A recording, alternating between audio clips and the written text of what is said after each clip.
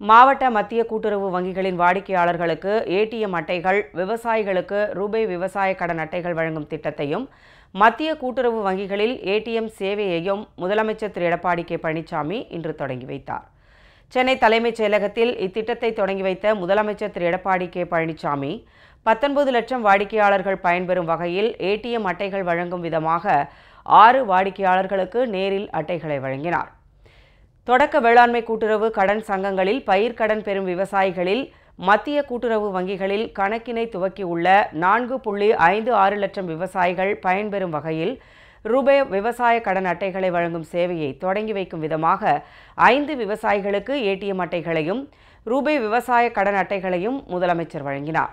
மேலும் 23 மாவட்ட மத்திய கூட்டுறவு வங்கிகளில் நிறுவப்பட்டுள்ள 40 ஏடிஎம் இயந்திரங்களின் சேவைகளையும் முதலமைச்சர் தொடங்கி வைத்தார்.